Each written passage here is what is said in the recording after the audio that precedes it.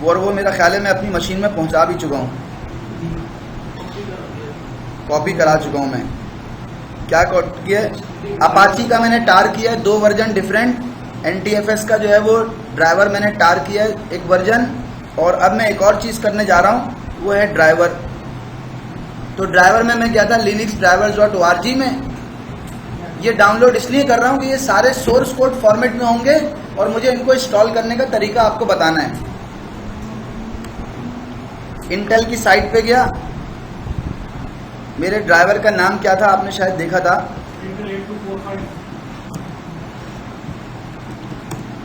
A245EM ये नाम है इसका, गीगाबिट एथरनेट कंट्रोलर 545EM। अब मैं यहाँ पे आ गया, यहाँ पे ईथरनेट प्रोडक्ट्स, और तो कोई नहीं ना नेटवर्किंग की, यही है, ईथरनेट प्रोडक्ट्स में चला गया।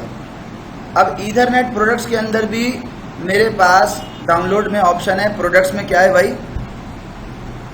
प्रोडक्ट्स में ईथरनेट की प्रोडक्ट्स में भी मल्टीपल ऑप्शन है।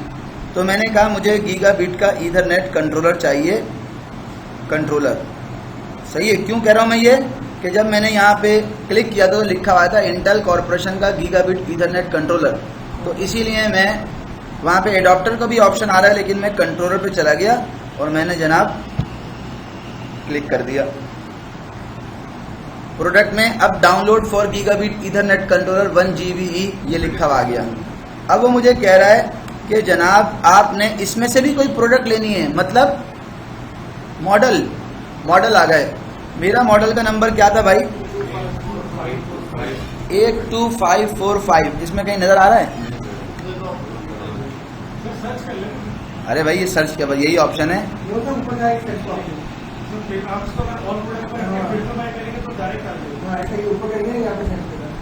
यहाँ पे 82545 ये वाला,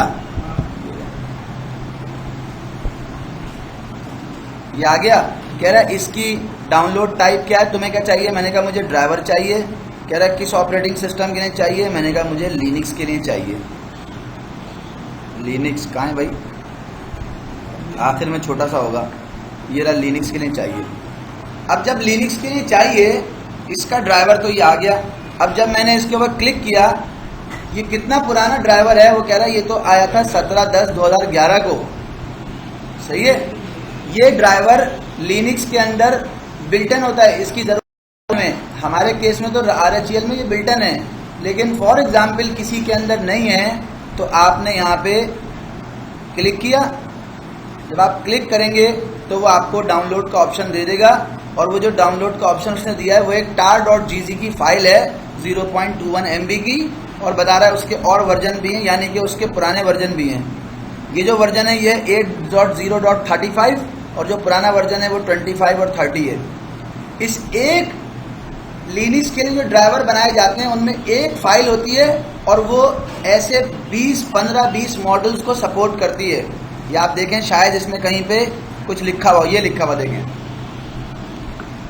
the download is valid for the product listed below, यानी कि अगर आपके पास 82545 और उसके अलावा ये सारे मॉडल के ड्राइवर हैं, तो ये ड्राइवर आपका इन तमाम मॉडल के ऊपर चलेगा।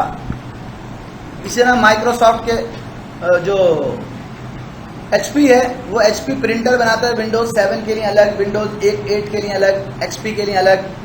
HP का ये वाला मॉडल है तो उसका ड्राइवर अलग, HP का ये वाला मॉडल है तो उसका ड्राइवर अलग। लेकिन लिनक्स के लिए HP सिर्फ एक बनाता है, कौन सा? linuxdrivers.org पे गए, कहा प्रिंटर का ड्राइवर चाहिए। प्रिंटर कौन से मॉडल का है? HP कहीं आ रहा है नजर, ये रहा, वो बनाता है HP Linux imaging and printing के नाम से एक ड्राइवर बनाता है।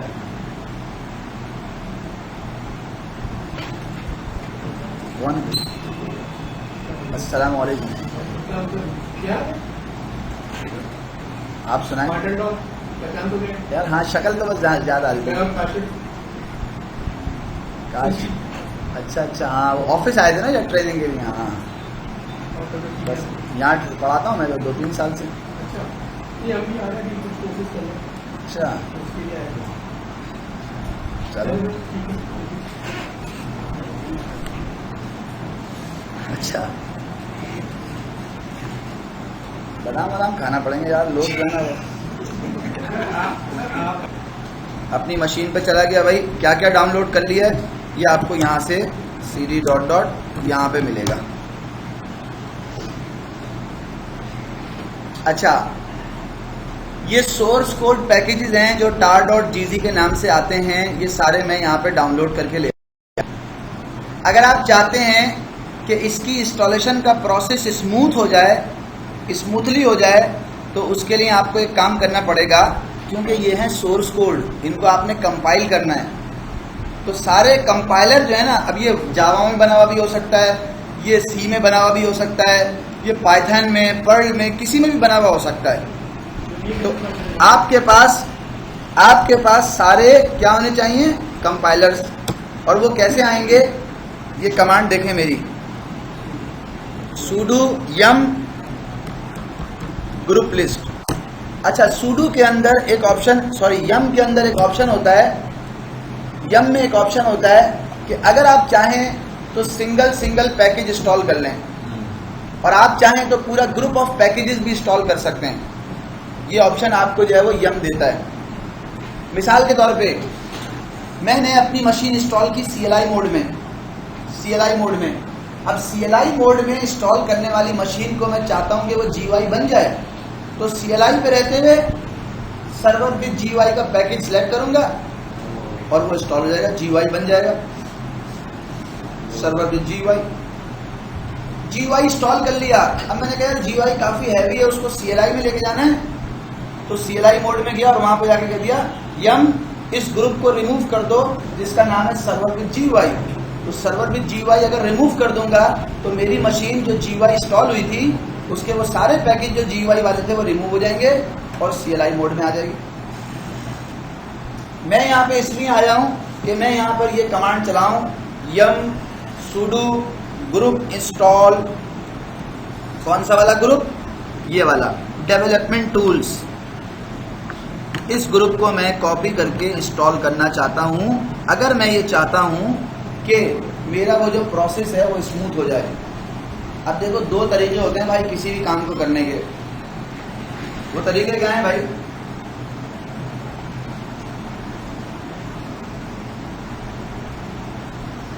ईद के दिन प्रोग्राम बन गया कि भाई मरी जाना है, ईद के दिन प्रोग्राम बन गया,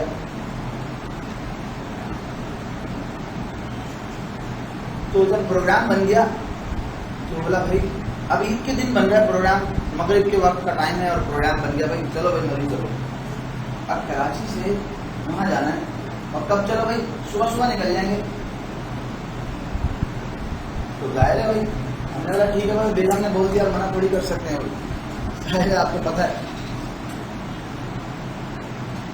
बस सुबह जो है वो बच्चों को गोद में उठाया, सोते बच्चों को गाड़ी में लेटाया और कहा भाई इस्लामाबाद में इंतजार कर रहे हैं। मैंने कहा भाई मैं आ रहा हूँ। अब आपको पता है अगर आप इस तरह जाओगे तो कितने रास्ते में कितनी मरतबा आपको गाड़ी रोकना पड़ेगी, अभी ये लेना है, अभी वो लेना है, पता है ना आपको, तो ठीक है। तो 25 ब्रेक लगेंगे। भाई ने बोला यार तू क्या कर रहा है भाई, क्या चला रहा है, क्या कर रहा है, मैं वेट कर रहा हूँ यार, पहुंचा ही नहीं अभी तक, कहाँ पहुंचा, अभी कहाँ पहुंचा, जिस हिसाब से तू आ रहा है भाई लग रहा है 80 की स्पीड में आ रहा है। भाई उसको क्या बताऊं, बोला भाई 25 दफा तो रास्ते में रुकना पड़ रहा है, अभी ये ले लो, अभी वो ले लो, अभी ये घर पे बुलाई, अभी वो बुलाई। तो एक तरीका है, अगर आप चाहते हैं कि 25 मरतबा आपको रुकना पड़े अपने कंपाइलेशन के प्रोसेस में, तो आप इसको इंस्टॉल ना करें। जब आप कंपाइलेशन लगा दें वो पूछेगा ये वाला पैकेज तो है नहीं, कंपाइलर तो है नहीं, वो उस वक्त यम कंपाइलर इंस्टॉल कर लें, फिर आगे बढ़ेंगे फिर रुक जाएगा, फिर बोलेगा ये तो है नहीं, फिर आगे बढ़ेंगे फिर रुक जाएगा, फिर बोलेगा ये वाला पैकेज डालो। तो एक तरीका तो ये इंस्टॉल करने का, और दूसरा तरीका ये है कि मेरी बेगम ने बोला कि आज सुबह निकलना है, तो मैं बस घर से निकल गया बेल्ट टाइट करके, मैंने कहा यार लिस्ट बना दो लंबी सी, जो लाना है ला लो, सब कुछ लेके आया, डिग्गी में भर दिया, चलो भाई यार स्टॉप हमने सिर्फ 3 करने हैं इस्लामाबाद तक, रुकना नहीं है, जो भी चीज लेनी अभी बता दो, रास्ते में नहीं रुकूंगा। वो आपने सारा कुछ एक ही दफा से लाके डाल दिया। तो ये वाला जो काम है ना, यम ग्रुप इंस्टॉल डेवलपमेंट टूल्स, इसमें 70 डेवलपमेंट टूल इंस्टॉल हो जाएंगे। कुछ ऐसे भी हो जाएंगे जिनकी जरूरत नहीं है, ऐसे भी हो जाएंगे, लेकिन आपको कंपाइलेशन के प्रोसेस में किसी भी जगह पे वो रोकेगा नहीं। यम ग्रुप इंस्टॉल कितने पैकेजेस कर रहा है, कितने कर रहा है? 24 + 22 46 पैकेजेस इंस्टॉल कर रहा है। सारे डीवीडी से कर रहा है। मैंने कहा यस कर दो, डीवीडी से कर रहा है ना, तो ये इंस्टॉल हो जाएंगे। तो मेरा जो कंपाइलेशन का प्रोसेस है वो आसान हो जाएगा। यही कंपाइलेशन का प्रोसेस मैं एक और मशीन पे आपको करके दिखाऊंगा जिस पे मैंने ये नहीं किए। तो जब नहीं किए तो वो थोड़ा सा चलेगा कंपाइलेशन का प्रोसेस और रुक जाएगा, बोलेगा सी का कंपाइलर डालो।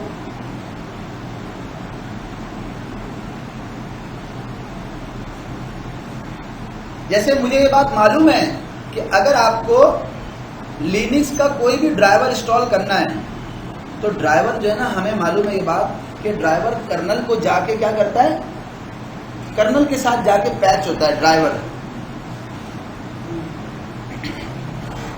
भाई हार्डवेयर को कंट्रोल करने का काम किसका है? इसका कर्नल का।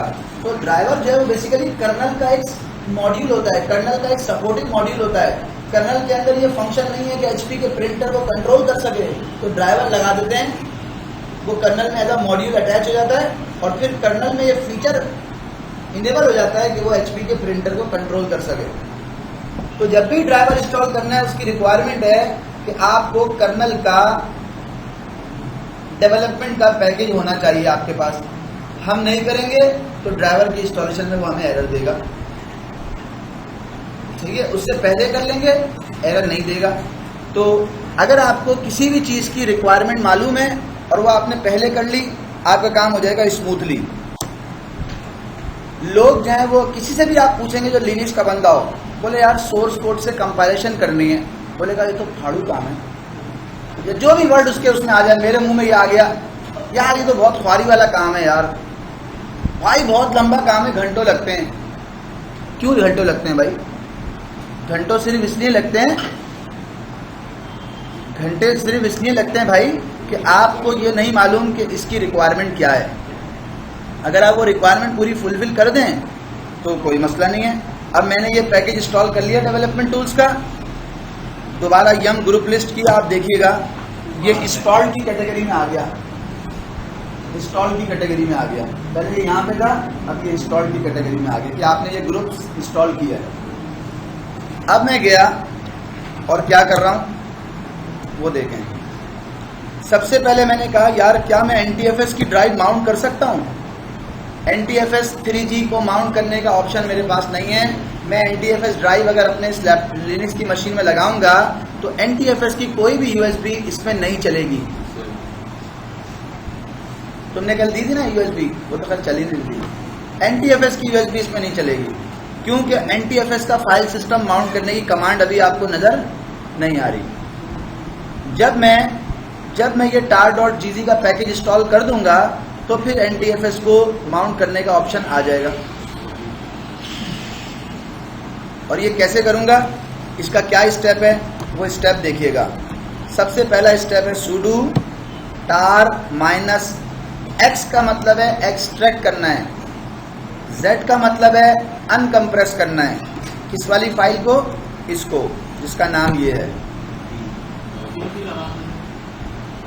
वी भी लगा दो, आगे कह रहा है वी भी लगा दो ताकि वो जो अनकम्प्रेस करे दिखाए, तो लगाना चाहें तो लगा दें। एक्स अभी बताता हूँ क्या होता है, किस किस से क्या होता है। ये मैंने कमांड लिखी, इंटर कर दिया। अब मैंने गया, इन्होंने पूछा किससे क्या होता है, मैंने कहा मैन टार। ये देखो एग्जाम्पल दी हुई है। अगर आपने क्रिएट करनी है, आर्काइव बनानी है तो CF क्रिएट, अगर एक्सट्रैक्ट करनी है तो एक्सट्रैक्ट, और F का मतलब है ये फाइल जिसका नाम आगे मैं दूंगा। ये सारे आपको ऑप्शन मिल जाएंगे।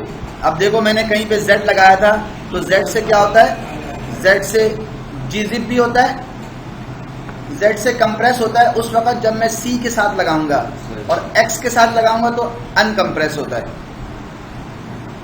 ठीक है, तो मैंने पहली कमांड चलाई है, कौन सी वाली भाई?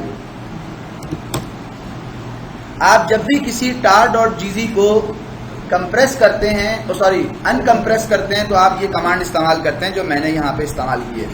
sudo मैंने इसलिए लगाया कि मैं तारिक यूजर से था, अगर मैं रूट से होता तो sudo लगाने की जरूरत नहीं पड़ती।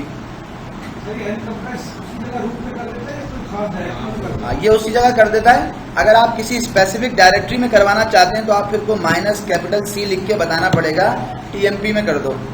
अगर मैं इसको ऐसा कहूँगा तो ये TMP में कर देगा और आप TMP में जाके फिर चेक कर सकते हैं। आ रही है? ये आ गया, TMP में कर दिया उसने। आपकी मर्जी है, आप उसको जहाँ करना चाहें, यहाँ करना चाहें तो वो यहाँ पे एक फोल्डर बना देगा। माइक्रोसॉफ्ट में क्या होता है, जब आप किसी भी जिप को राइट माउस क्लिक करके एक्सट्रैक्ट करते हैं तो वो उसी सेम लोकेशन पे उसका फोल्डर बना देता है। तो हमने भी वही काम किया है। जब आपने ये कर लिया, अब आपकी जिंदगी हो गई आसान। किस तरह से आसान हो गई? CD करके आपने इसमें जाना है, किसी भी तरह का कंप्रेस जो है वो हो, क्या नाम है, सोर्स कोड आपने उसमें जाना है। दुनिया में किसी ने भी बनाया हो, पंजाब में बनाओ या जापान में बनाओ, उसके अंदर एक फाइल होगी जिसका नाम होगा LESSINSTALL इंस्टॉल। ये फाइल उसके अंदर होगी लाजमी, ऐसा हो नहीं सकता कि उसके अंदर ये ना हो। ये इंटरनेशनल रूल है कि अगर तुम्हें लिनक्स के अंदर कोई एप्लीकेशन बनानी है, कोई सोर्स कोड बनाना है, तो उसके अंदर तुम्हें ये फाइल रखनी है। कौन सी फाइल रखनी है? इंस्टॉल की रखनी है लाजमी।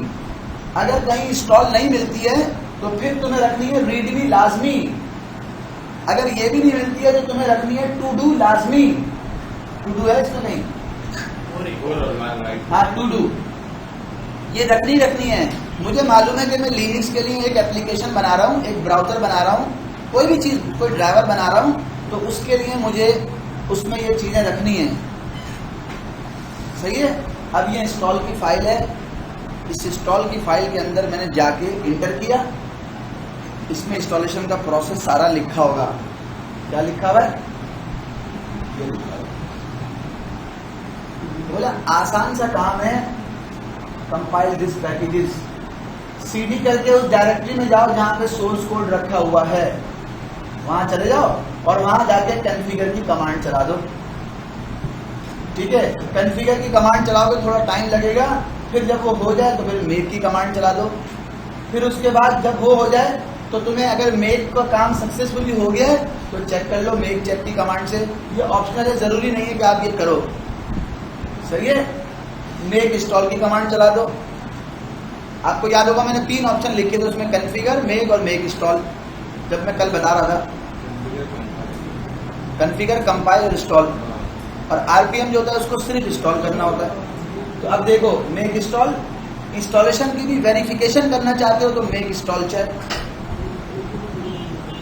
और जब इंस्टॉलेशन हो जाए, जब ये सोर्स कोड था तुमने कंपाइल किया एक जगह पे रख के, जब इंस्टॉलेशन हो जाए और तुम ये चाहते हो कि तुमने कोई नया प्रोग्राम कंपाइल करना है नया, तो तुम उसके बाद मेक की रिंग कर दो। ठीक है। और उसके बाद मेक अनइंस्टॉल करके अनइंस्टॉल कर सकते हो। ये सारी वो कमांड्स हैं जो इसके लिए चलती हैं। अब ये सब लिखा हुआ है यहाँ पे, मैंने कहा अभी मैं करता हूँ इसको, लेकिन उससे पहले एक और चीज़ आपको दिखा रहा हूँ। अब ये NTFS 3G बनाया होगा किसी ने अमेरिका में, अपाची किसी ने बनाया होगा जर्मनी में, लेकिन दोनों का बिहेवियर देखें। sudo, दोनों के अंदर ऑप्शन देखें क्या है, tar-x zf HTTPD का 2.2 वाला कर दो। ये अनटार हो गया, मैंने V नहीं लगाया था तो ऐसा हो गया। अब ज़रा देखें, उसका भी HTTPD का एक फोल्डर बन गया, चला गया, ls किया। क्या इसमें भी इंस्टॉल की फाइल है? क्या हो गया? कुछ हो गया? हाँ है भाई, ये रही इंस्टॉल की फाइल, खोल ली मैंने। इंस्टॉल की फाइल ये रही। क्या कह रहा है?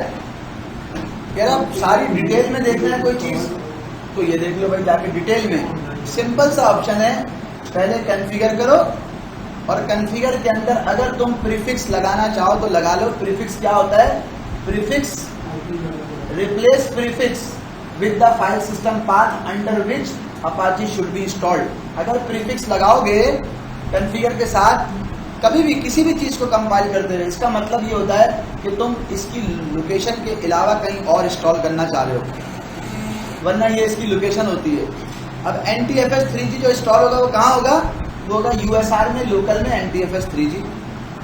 अपाची इंस्टॉल करने जा रहा हूँ, यहाँ पे होगा। लेकिन अगर मैं प्रीफिक्स लगा दूंगा, या प्रीफिक्स का मतलब है पाथ देना, मैं कह दूंगा /OPT, तो वो /OPT में इंस्टॉल हो जाएगा। फिर मेक करूंगा, फिर मेक इंस्टॉल करूंगा, और अपाची एक वेब सर्वर है, उसकी सर्विस चलानी होगी, तो जिस डायरेक्टरी में इंस्टॉल हुआ है उसमें जाके बिन की डायरेक्टरी में सर्विस यहाँ से स्टार्ट कर दूंगा। ये कंपाइल हुआ हुआ, ये कंपाइल करने का की कमांड्स हैं। मेक दबाएंगे, लिखेंगे, करेंगे, तो वो उसको बेसिकली जो भी कंपाइलर यूज हो रहा है, हाँ, वो खुद से ऑटोमेटिकली मतलब हमें पता नहीं चलेगा कि C वाला है, जावा वाला है, जो भी है सब कर लेगा। अब एक चीज देखें, मैं सबसे पहले गया, मैंने कहा NTFS पहले इंस्टॉल करो, ls क्या करना था? ./configure, ./configure, यही कहा था ना उसने? क्या मैसेज दिया भाई उसने? अरे उसने कहा तुमने sudo नहीं लगाया भाई।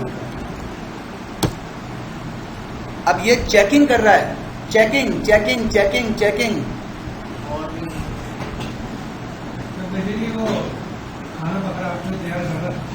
चेकिंग कर रहा है, किस चीज की चेकिंग कर रहा है? किस चीज की चेकिंग कर रहा है? ये देख रहा था कि भाई जो हमें जो चीजें हमें कंपाइलेशन करने के लिए इस सिस्टम में होनी चाहिए, क्या वो डेवलपमेंट का प्लेटफॉर्म रेडी है? तो रेडी था, तो उसने कह दिया भाई you can type now make to build NTFS 3G। अब आप अगर कुछ होता तो यहाँ पे एरर आ जाता, नहीं आया तो कह रहा है बस आप सिर्फ sudo करके मेक कर दो। वो तो रिमूव करने की उसने कोशिश की होगी, उसने मना कर दिया। किसमें?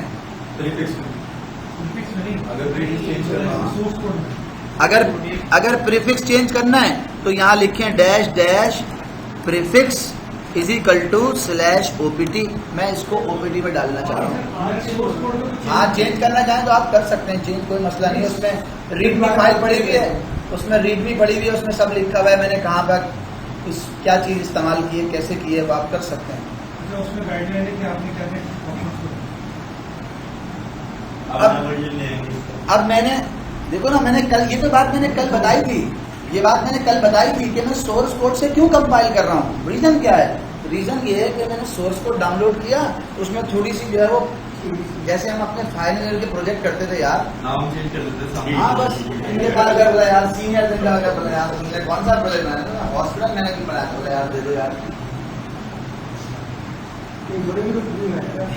इन्होंने हमें दे दिया, हमने उसको जो है वो 8-7 जो कलर वाले पेजेस थे वो सारे चेंज किए और वही अपने सर को जमा करा दिया। सर को ही पता है, सर को हमको क्या बोलते हैं भाई, सर को ही पता है, इनको बोलेंगे तो फिर हमारे लिए मसला हो जाएगा।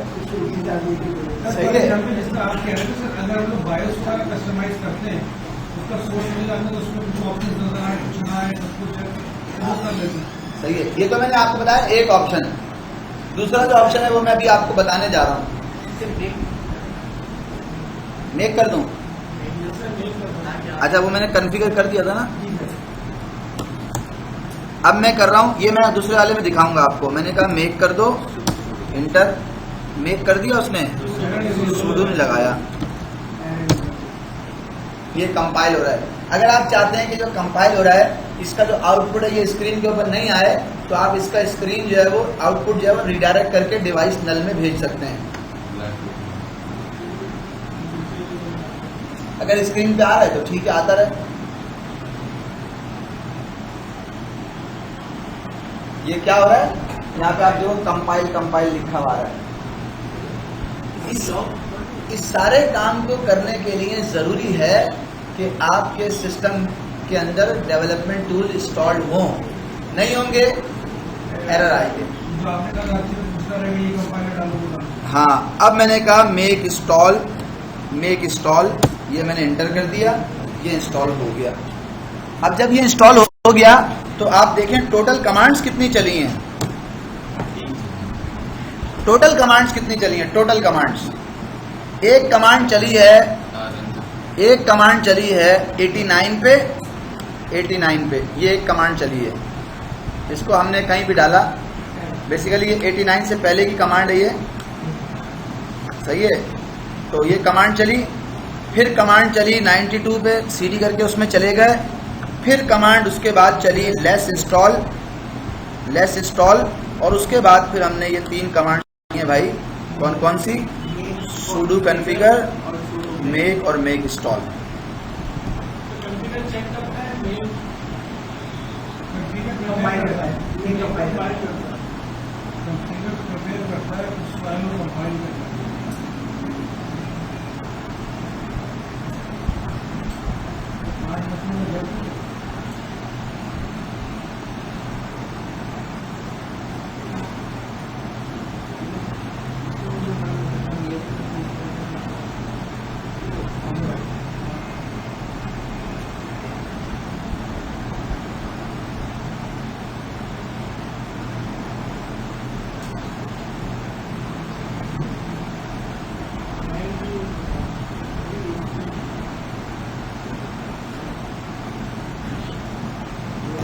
अच्छा जी, अब ये हो गया।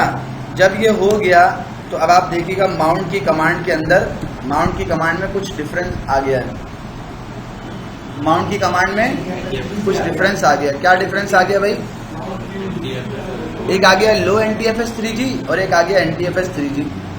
NTFS 3G उसके लिए है, उस USB के लिए है या उस मीडिया के लिए है जो लेटेस्ट विंडोज 10 के ऊपर फॉर्मेटेड हो, और अगर आपने विंडोज XP के ऊपर कोई फॉर्मेट की हुई है USB तो माउंट लो NTFS 3G उसके लिए काम कर जाएगा। अगर आप यहीं पे मौजूद हैं, जिस डायरेक्टरी में आप देखें मैं मौजूद हूं, अगर मैं यहाँ पे कमांड लिख दूंगा sudo, कमांड देखिएगा sudo make uninstall, अगर मैं ये कमांड लिख दूंगा तो इसका मतलब है कि ये मेरे पैकेज जो मैंने इंस्टॉल किया था इसको अनइंस्टॉल कर दो। और जब ये अनइंस्टॉल हो जाएगा तो अब माउंट की कमांड में जो माउंट के जो ऑप्शन आ रहे थे वो सारे NTFS 3G वाले और लो NTFS वाले वो चले गए। हाँ, वो कमांड चला दें मेक अनइंस्टॉल की। देखो ना, अब हमने जो कमांड चलाई हैं, अगर आप हिस्ट्री ले लो तो ये कमांड है सिंपल। इंस्टॉल करने के लिए CD करके आप उसमें गए, आपने कॉन्फ़िगर किया, sudo लगा के कॉन्फ़िगर किया, आपने sudo लगा के मेक किया, अनइंस्टॉल कर लिया, और अगर आपको अनइंस्टॉल करना पड़ जाए तो आपने sudo make अनइंस्टॉल कर दिया। अब सेम चीज़ देखिएगा, मैं आपको दूसरा एक और प्रोग्राम दिखा रहा हूँ जो CD HTTPD का था। अब इसको बिल्कुल स्टार्ट से देखें। अगर आपने इसको कंपाइल करना है तो आप इस फाइल में आ गए, आपको बार बार इंस्टॉल वाली फाइल मुझे देखने की ज़रूरत नहीं है। मुझे ये बात मालूम है कि मुझे कौन कौन सी कमांड चलानी है। देखिए ज़रा कमांड कौन सी चलानी है, sudo ./configure, ये एक चलानी है, चलानी तो अभी, लेकिन चलानी ये है। दूसरी sudo make, ये चलानी है। तीसरी sudo make install, ये चलानी है। इन 3 कमांड से मेरा काम हो जाएगा। और यही बात टेल हेड का मतलब होता है कि ऊपर की 10 लाइनें दिखा दो इंस्टॉल वाली फाइल की। यही बात, अरे यार, हेड -n 13 लाइनें दिखा दो इंस्टॉल वाली फाइल की। यही बात इसमें भी लिखी हुई है कि आपने क्या करना है, आपने वही काम करने हैं जो अभी मैं आपको बता रहा था कि पहले कॉन्फ़िगर करो, फिर मेक करो, फिर मेक इंस्टॉल कर दो। तो यहाँ पे भी वही लिखा हुआ है कि पहले कॉन्फ़िगर करो, फिर मेक करो, फिर मेक इंस्टॉल कर दो। अब ज़रा करते हैं, और करने में थोड़ा सा मैं चाहूँ तो इसको सिंपल sudo कॉन्फ़िगर कर दूँ, लेकिन अब मैंने इस सोर्स कोड को लिया क्यों है, उसका रीज़न क्या है वो देखिएगा। वो रीज़न ये है कि कॉन्फ़िगर हमें ये ऑप्शन देता है जो कि आरपीएम नहीं देता। क्या मैंने यहाँ पे हेल्प ली, हेल्प ली, और हेल्प में थोड़ा सा पाइप लगा के लेस नहीं किया था, हेल्प ली, और हेल्प में एक ऑप्शन आता है ऑप्शनल फीचर्स। आरपीएम में ये ऑप्शन नहीं होता। अब बात को जरा समझिएगा, मैं हूं एक सोर्स कोड बनाने वाला, अपाची बनाने वाला, एक पूरी टीम है मेरी बैठी हुई। मैंने अपाची एक वेब सर्वर बनाया जिसके अंदर 100 फीचर्स हैं, लेकिन उन 100 फीचर्स में से मैंने जो मोस्ट कॉमन फीचर्स हैं जो यूज होते हैं उन फीचर्स के साथ मैंने एक आरपीएम बना लिया। कॉमन फीचर्स के साथ जो वाइडली यूज होते हैं उनके साथ मैंने एक आरपीएम बना दिया और दे दिया। आपने उसको इंस्टॉल किया और आपने चला लिया। लेकिन अब एक शख्स आया कि इन्होंने कहा यार मेरी रिक्वायरमेंट है, मुझे अपाची चाहिए, उसमें ये फीचर हो और ये नहीं हो, ऐसा अपाची कंपाइल करके मुझे दो, कस्टमाइज करके दो कि उसमें ये फीचर हो और ये फीचर नहीं हो, मुझे ये फीचर नहीं चाहिए और ये एडिशनल फीचर चाहिए। कस्टमाइज तो कस्टमाइज के केस में आपको जाना पड़ेगा सोर्स कोड में, और उसमें ऑप्शन होता है ऑप्शनल फीचर का। कॉन्फ़िगर के आगे आपको लिखना पड़ेगा कि कौन सा फीचर डिसेबल कर दो, कौन सा फीचर इनेबल कर दो, कौन सा फीचर डिसेबल कर दो अपाची का, कौन सा इनेबल कर दो, कौन सा डिसेबल कर दो, कौन सा इनेबल कर दो, कौन सा डिसेबल कर दो, कौन सा इनेबल कर दो। ये सारा आपको बताना पड़ेगा। हम सोर्स कोड से कंपाइल सिर्फ और सिर्फ इसलिए करते हैं या उस वक्त करते हैं जब हमें ये रिक्वायरमेंट दी जाए कि मुझे अपाची इंस्टॉल करना है इन फीचर्स के साथ, तो हम आते हैं सोर्स कोड की तरफ। वरना आरपीएम जो है वो आरपीएम हमारी जनरल रिक्वायरमेंट्स पूरी कर देता है, क्योंकि कंपाइल करने वाले ने उसको उन तमाम जनरल ऑप्शंस के साथ, कॉमन ऑप्शंस के साथ, वाइडली यूज्ड ऑप्शन के साथ जो है वो पैकेज बनाया होता है। जी अब करें सवाल। फिर एक बात और भी है जो मुझे आपको बतानी है।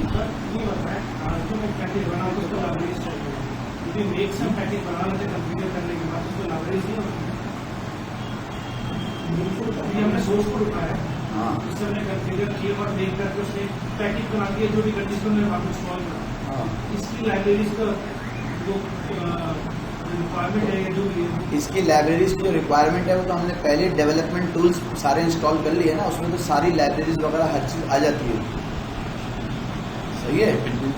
एक बात, अगर हम वो अपाची का आरपीएम करने जाएंगे और उसमें भी लाइब्रेरी का मसला होगा तो वो हमें बताएगा कि ये लाइब्रेरीज नहीं है।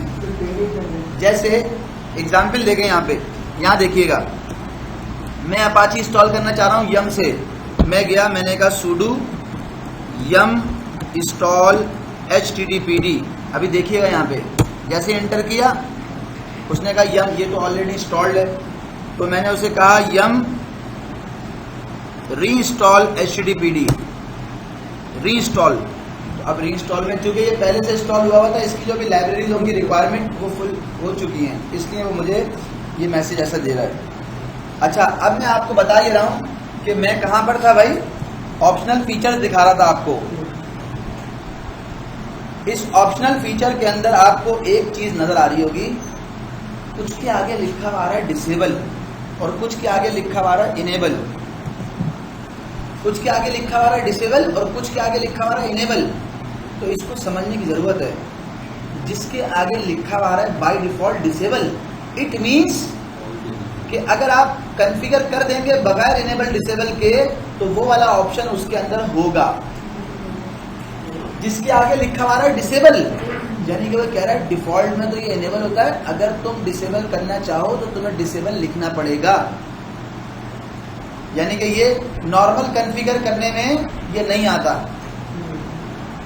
ये ऑप्शन नॉर्मल कॉन्फ़िगर करने में नहीं आता। अगर आपको जरूरत है, आपको चाहिए तो आप इनेबल कर लें। ये तो है वो ऑप्शन जिसके आगे डिसेबल लिखा हुआ है, इस बात को समझने की जरूरत है। जिसके आगे लिखा हुआ है इनेबल, इसका मतलब है वो बाय डिफॉल्ट जब आप कॉन्फ़िगर करते हो तो ये ऑप्शन, मैं सिंपल अगर कॉन्फ़िगर की कमांड चला दूं तो ये वाले ऑप्शन सारे इनेबल नहीं होंगे, ये आपको इनेबल करना पड़ेंगे। हाँ, अब मेरी बात को समझिएगा जरा। मैंने सिंपल कर दिया कॉन्फ़िगर और कह दिया डैश डैश प्रीफिक्स अपाची को ओपीडी में इंस्टॉल कर दो, ये मैंने उसको कह दिया कॉन्फ़िगर कर चला दिया। जब मैं कॉन्फ़िगर चला दूंगा ये वाली कमांड sudo के साथ, तो क्या होगा, कौन कौन से फीचर आएंगे और कौन कौन से नहीं आएंगे, ठीक है, कौन कौन से आएंगे और कौन कौन से नहीं आएंगे, इसको समझे जरा। मैं गया दोबारा हेल्प ली मैंने, कौन कौन से आएंगे और कौन कौन से नहीं आएंगे।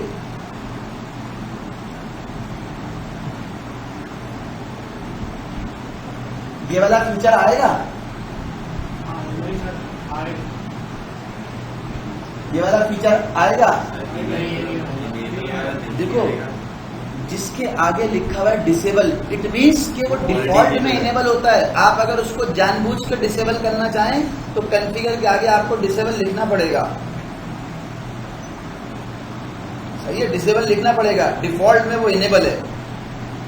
और जिसके आगे लिखा हुआ इनेबल, इनेबल, तो इसका मतलब है Apache by default, Apache by default क्या नहीं करता, एसक्यूएल बेस्ड ऑथेंटिकेशन नहीं करता।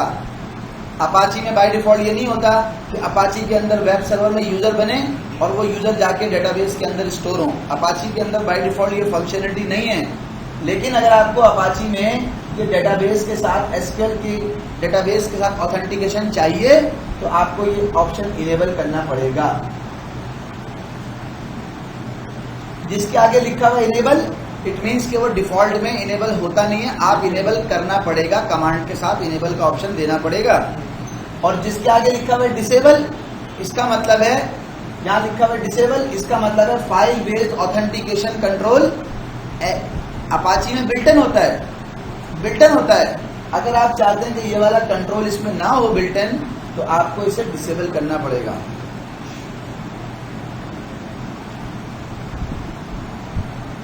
मेरी बात क्लियर हुई या नहीं हुई?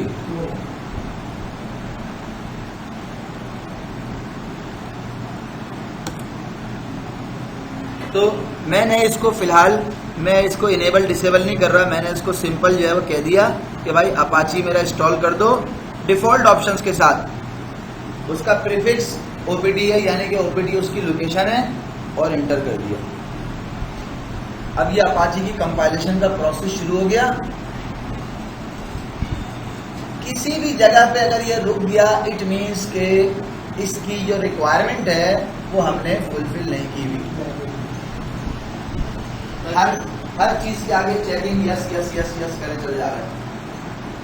ज्यादातर में तो डेवलपमेंट लाइब्रेरी जो टूल्स वो होंगे तो हो जाता है।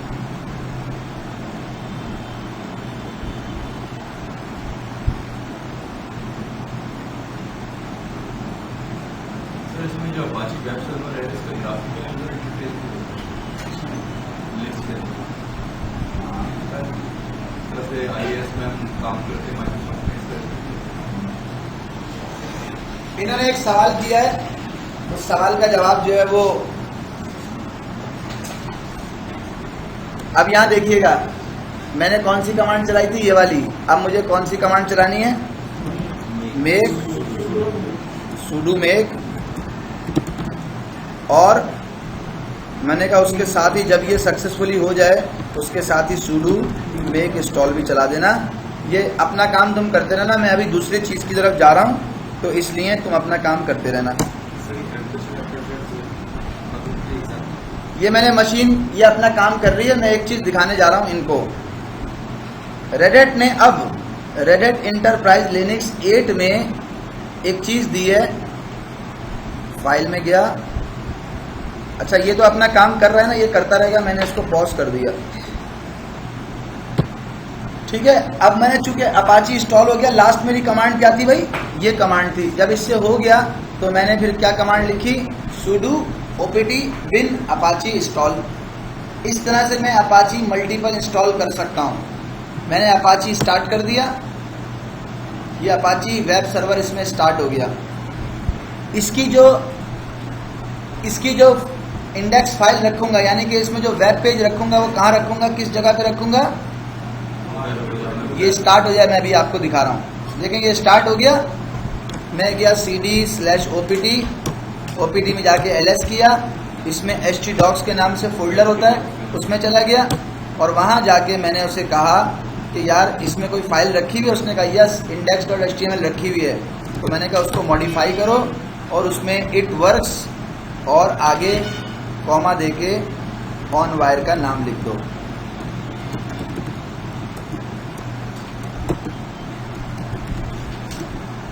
सेव कर दो इस फाइल को। अब आप देखिएगा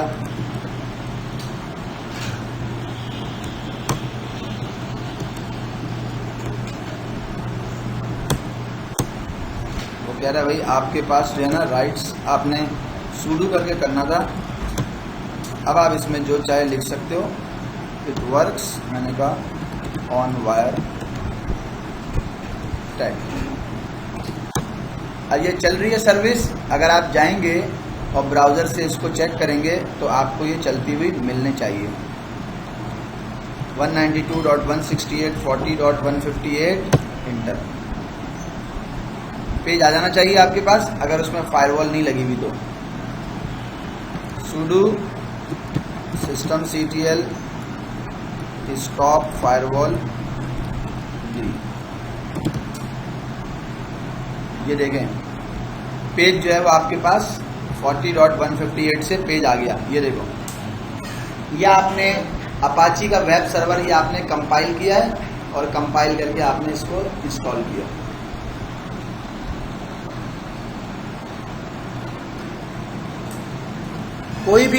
कोई भी एप्लीकेशन आपको कंपाइल करके इंस्टॉल करनी होगी, कोई भी एप्लीकेशन हो आप उसको कंपाइल करके इंस्टॉल कर सकते हैं। कैसे करेंगे लेकिन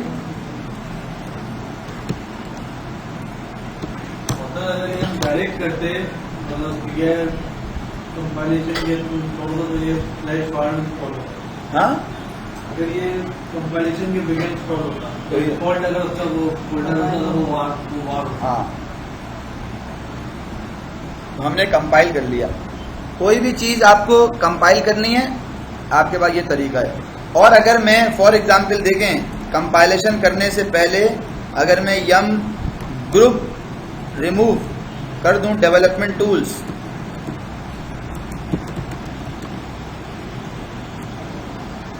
अच्छा मैंने एक ड्राइवर भी तो डाउनलोड किया था, वो कहाँ है? ये रहा, ये भी तो बताऊं। अब देखो ड्राइवर को भी देख लो, ये एक ड्राइवर है जो नेटवर्क कार्ड का है। मैं गया sudo तार करो -xzf e1000 को, ड्राइवर को मैंने क्या किया, अनटार किया। जब अनटार किया तो ड्राइवर की एक डायरेक्टरी बनी हुई आ गई, उस डायरेक्टरी में चला गया। ये ड्राइवर है, इसका थोड़ा सा डिफरेंट वो है, तो क्या है वो जरा आप देखिएगा। जब मैं यहाँ आया तो यहाँ पे कोई इंस्टॉल के नाम की फाइल नहीं है। ठीक है, मैंने कहा कोई बात नहीं। तो जब इंस्टॉल के फाइल की नाम नहीं है तो वहाँ पे एक फाइल है रीडमी के नाम की। तो मैंने कहा चलो तसल्ली हो गई थोड़ी सी कि चलो ये नहीं है तो ये तो है ना। और मैंने इसको रीडमी की फाइल को लेस करके ओपन कर लिया। जब ओपन किया तो ये पूरी इसकी डिटेल है और इसमें एक सेक्शन है ये लिखा हुआ बिल्डिंग एंड इंस्टॉलेशन का। तो मैं स्क्रॉल करके चला गया नीचे उस पोर्शन में जहाँ पे बिल्डिंग एंड इंस्टॉलेशन का ऑप्शन लिखा हुआ था। अब ज़रा आप इसको पढ़ना शुरू करें, स्टेप्स देखें। स्टेप्स पहले वाला ऑप्शन दिया कि move the base driver tar file to the directory of your choice. जो तुमने टार डाउनलोड की है ड्राइवर की, उसको अपनी मर्जी की डायरेक्टरी में रख लो। मिसाल के तौर पे यूज़र के अंदर होम में यूज़र नेम में यहाँ रख लो, यूज़र लोकल SRC में यहाँ रख लो। हमने कहा कि भाई हमने जो रखी है ना वो यहाँ रखी है, अपने होम फोल्डर में रखी है। ये हमारा होम फोल्डर है, ये यूज़र का होम फोल्डर है, हमने यहीं रखी है PWD यहाँ रखी है, होम में तारीख में रखी हुई है। तो इसका मतलब है हमने डाउनलोड करके यहाँ रखी है। हमारा ये वाला काम तो हो गया भाई, पहला काम हमारा हो गया। वरना ज़रूरत नहीं है आप उसको जहाँ भी आपकी रखी हुई हो, ज़रूरी नहीं है कि आप उसकी ये पहली वाली बात माने। अब आ गई दूसरी वाली बात। दूसरी वाली बात में उसने कहा था कि ये वो कमांड है जिससे आप उसको अनटार कर सकते हो, एक्सट्रैक्ट कर सकते हो। ये कमांड मैंने चला ली। फिर तीसरी कमांड उसने बताई कि चेंज करके डायरेक्टरी में जाओ CD E1000 और उसके अंदर भी SRC की डायरेक्टरी में जाओ। मैं अभी कहाँ खड़ा हुआ हूँ? मैं अभी खड़ा हुआ हूँ CD E1000 SRC, इस डायरेक्टरी में जाना है। यहाँ पे जाके LS किया। फिर क्या करूँ? फिर बोला तुम्हें कॉन्फ़िगर करने की ज़रूरत नहीं है, इसको डायरेक्ट मेक इंस्टॉल कर दो। ना इसको कंपाइल करने की ज़रूरत है और ना इसको कॉन्फ़िगर करने की ज़रूरत है, डायरेक्ट इंस्टॉल कर दो। जब तुम डायरेक्ट इंस्टॉल करोगे तो ये इस जगह पे तुम्हारा ड्राइवर इंस्टॉल कर देगा। ये वो लोकेशन होगी जहाँ पे ड्राइवर इंस्टॉल कर देगा। वो तो सारा C के सोर्स कोड है, .c और h। हाँ, तो इंस्टॉल कर देगा। बस सिर्फ मुझे मेक इंस्टॉल चलानी है। Make INSTALL install. अच्छा, एक बात ये ध्यान में रखें हैं कि ड्राइवर है, ड्राइवर जरा गौर कीजिएगा मेरी बात की। ड्राइवर है, डेवलपमेंट टूल हमारे सिस्टम में सारे इंस्टॉल हैं, हम इस ड्राइवर को लेके आ गए।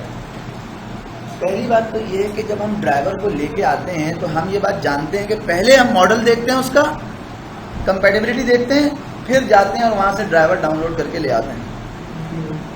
सही है? तो ये कॉन्फ़िगर नहीं चलाता, ये कंपाइल नहीं चलाता। क्या चलाता है? सिर्फ मेक इंस्टॉल की कमांड, वो मैंने यहाँ पे चला दी। ड्राइवर के लिए मेक इंस्टॉल चला दी, इंटर। जैसे ही मैंने मेक इंस्टॉल चलाई उसने मुझे एक मैसेज दे दिया जो कि आमतौर पे आ जाता है। वो कह रहा है भाई मुझे कर्नल का हेडर का कर्नल का डेवलपमेंट का पैकेज मुझे चाहिए। मैंने इसका प्रोसेस, इंस्टॉलेशन का प्रोसेस रोक दिया है। मैं कर्नल के डेवलपमेंट का पैकेज मुझे चाहिए। जब तक ये नहीं होगा, चूँकि ड्राइवर ने कर्नल के साथ जाके पैच करना है, प्लग होना है, एज अ मॉड्यूल चलना है, तो आपके सिस्टम में कर्नल का ये पैकेज होना चाहिए तो ड्राइवर इंस्टॉल होगा, वरना नहीं होगा। तो हम उसको कैसे देख रहे हैं?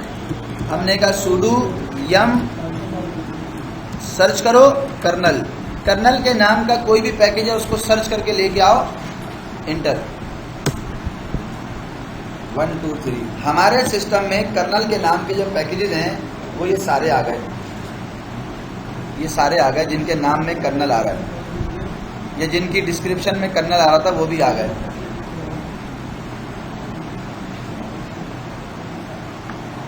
इसमें कोई कर्नल डेवलपमेंट का पैकेज है? ये देखो, ये रहा कर्नल डेवलपमेंट का पैकेज, ये रहा। अगर आपको कोई भी ड्राइवर कंपाइल करना हो लिनक्स में तो आपको ये कर्नल डेवलपमेंट का पैकेज आपके सिस्टम में होना चाहिए, एक बात। और कुछ कंडीशन में वो आपसे कर्नल हेडर भी मांगता है। ये दो चीज़ें, तो हम ये मांगे उस वक़्त दें।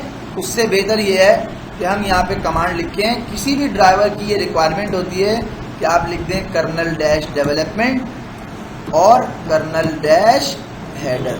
ये आपने जनाब इंस्टॉल कर दिया।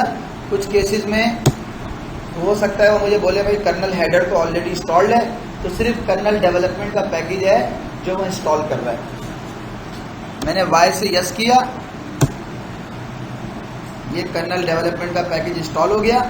जब ये इंस्टॉल हो जाएगा तो मुझे जो एरर आया था कंपाइलेशन इंस्टॉलेशन के दौरान, मेक इंस्टॉल के दौरान, ये नहीं आएगा। तो आप जितनी देर में वो इंस्टॉल हो रहा है आप ये देख लें कि ड्राइवर के लिए उसने ये स्टेप सारे दिए हैं। 1 2 3 4 ये स्टेप्स हैं ड्राइवर के। और फिर ड्राइवर इंस्टॉल करने की लोकेशन भी बता रखी है, और फिर आखिर में ये भी बता रहा है कि ड्राइवर को लोड करने की कमांड क्या होती है। तो सर ये भी है ना सर, कर्नल का ये वर्जन का पैकेज भी चाहिए। हाँ? सही है, लाइब्रेरी मॉड्यूल कर्नल वर्जन नहीं वो तो बता रहा है the binary will be install as ये। लिनक्स में ड्राइवर का जो एक्सटेंशन होता है वो होता है .ko, और सारे ड्राइवर इस लोकेशन पे इंस्टॉल होते हैं जो लोकेशन ये बता रहा है। और उनका एक्सटेंशन होता है .ko। कर्नल ऑब्जेक्ट के नाम से उसको कहते हैं। कर्नल के साथ ये मॉड्यूल के तौर पे अटैच हो जाता है। तो ये अब ये देखें, ये मेरा ड्राइवर इंस्टॉल हो गया, सॉरी कर्नल डेवलपमेंट का पैकेज इंस्टॉल हो गया। तो मैंने मेक इंस्टॉल कर दिया sudo के साथ।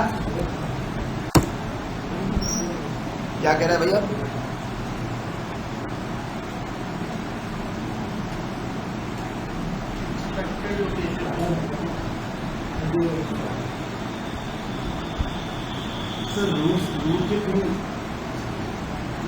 अच्छा, इसका रीज़न ये होगा कि ये ड्राइवर ऑलरेडी मेरे सिस्टम में जो मैं इंस्टॉल करने जा रहा हूँ इस लोकेशन पे ये ऑलरेडी मेरे सिस्टम में मौजूद है, इसलिए नहीं कर रहा क्योंकि वो तो मैं ls-l/lib में गया, मॉड्यूल्स में गया, फिर कर्नल के वर्जन में गया।